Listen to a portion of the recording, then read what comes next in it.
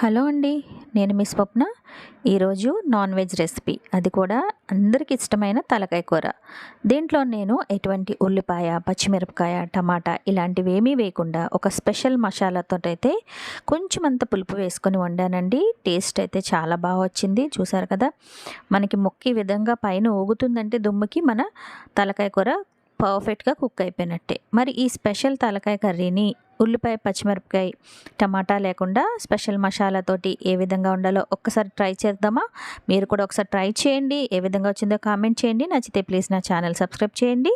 ఒక medium size అంతా చింతపండుని అయితే తీసుకున్నానండి. దీని అంతటిని తగినంత వాటర్ వేసుకొని పల్ప్ తీసుకుని ప్రక్కన పెట్టుకోవాలి. అట్లాగే ఒక అర కేజీ తలకాయ కూర శుభ్రంగా కడిగేసి ప్రక్కన పెట్టేసుకున్నాను. మిక్సీ జార్ తీసుకొని కొన్ని అల్లం ముక్కలు, అలాగే ఎండు కొబ్బరి ముక్క, మీరు కావాలంటే పచ్చి కొబ్బరి కూడా వేసుకోవచ్చు. అట్లాగే ఒక 2 స్పూన్ల గసగసాలు, ఒక 8 లవంగాలు, 3 చెక్క ముక్కలు, 3 వెల్లుల్లి రేఖలు, 1 స్పూన్ ధనియాలు, వీటన్నింటినీ వేసుకొని మూత పెట్టేసుకొని మెత్తగా గ్రైండ్ చేసుకోవాలి. ఫస్ట్ వాటర్ వేయకుండా దీన్ని పౌడర్లా చేసుకొని తర్వాత ఈ విధంగా గ్రైండ్ చేసుకోవాలన్నమాట. స్టవ్ మీద పాన్ పెట్టుకొని ఒక 4 టేబుల్ స్పూన్ ఆయిల్ వేసుకొని 1 స్పూన్ పసుపు వేసుకొని కొంచెం హీట్ అయిన తర్వాత మనం ముందుగా కడిగి పెట్టుకున్న తలకాయ కూరని అంతటిని వేసేసుకొని కలిపేసుకొని అందులో ఉన్న వాటర్ ఇంకిపోయేంత వరకు మీడియం ఫ్లేమ్ పెట్టుకొని కుక్ చేసుకోవాలి. ఇప్పుడైతే మనకి మూత అయితే తీసేసాము, ఇందులో వాటర్ అయితే లేదు.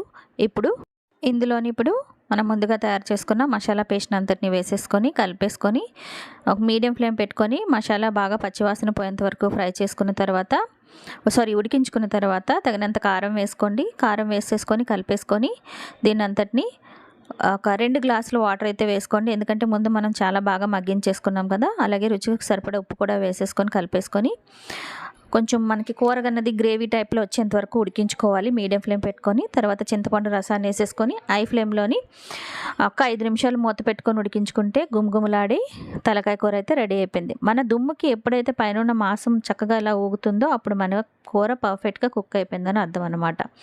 నాకు తెలిసి నేను చేసిన ఈ సింపుల్ తలకాయ కూర రెసిపీ మీకు నచ్చిందని అనుకుంటున్నాను. ఒకసారి ట్రై చేయండి. ఉల్లిపాయ, పచ్చిమిరపకాయ, టమాటా వేయకుండా చాలా బాగుంది. టేస్ట్ అయితే వేడివేడి అన్నంలోకి ఉట్టు కూర తినేయచ్చు, అంత టేస్టీగా ఉంది. పులుపు కూడా మనం అంత వేయలేదు కదా. మరి నచ్చితే మీరు కూడా ఇంట్లో ట్రై చేసి ఏ విధంగా వచ్చిందో కామెంట్ చేయండి. ప్లీజ్ నా ఛానల్ సబ్స్క్రైబ్ చేయండి. నన్ను నా ఛానల్ సపోర్ట్ చేయండి. Thank you for watching. నేను మీ స్వప్న.